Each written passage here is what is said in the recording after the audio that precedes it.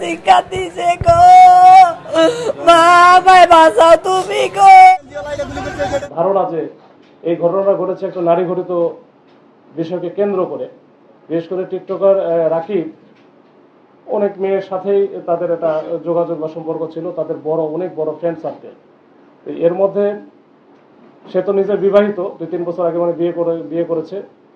তারপরও সাফা নামে একটা মেয়েকে মনে হয় 3-4-5 মাস আগে সে বিয়ে করে। এটা অনেকটা বাজি ধরে বা এরকম কিছু একটা শুনে তাদের বন্ধু বান্ধবের কাছ থেকে আমরা শুনলাম।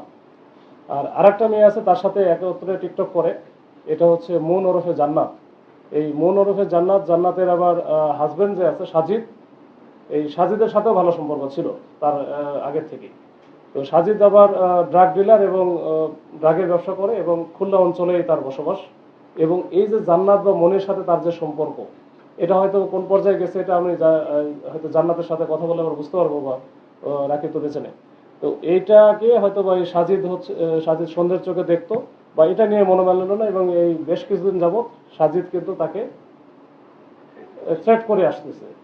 তো এটারই ফলশ্রুতি আমরা দেখতে পাচ্ছি যে মনে হচ্ছে যে এটাই হবে, যে এই যারা খুলনা অঞ্চল থেকে যারা আসছে এই প্ল্যান করে এটা সাজিয়ে দিয়ে হয়তো এই যে সালাউদ্দিন সহ রাজু এবং রফিককে এইটাতে ফিট করে দেয় তাদের টাকার বিনিময়ে, দিয়ে তাদেরকে কিন্তু পাঠিয়ে দেয় যে রাকিবকে এই কিল করার জন্য।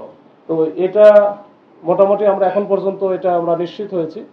তো এরপরও আমরা যেহেতু আমাদের ইনভেস্টিগেশন চলবে, এর ভিতরে যদি কোথাও ফাঁক ফোকর থাকে বা লিঙ্কেজ কোথাও যদি ঘাটতি থাকে আমরা একটা লিঙ্ক তৈরি করে ফেলবো। আর এখানে সাথে সাথে যারা যারা জড়িত আছে আমরা মোটামুটি আইডেন্টিফাই করেছি, আমরা 5 জনকে তো ধরেছি, এর বাইরে আরো 7-8 জনের আছে। তো এই সবাইকে আমরা ইনশাল্লাহ আস্তে আস্তে আমরা ধরে ফেলবো।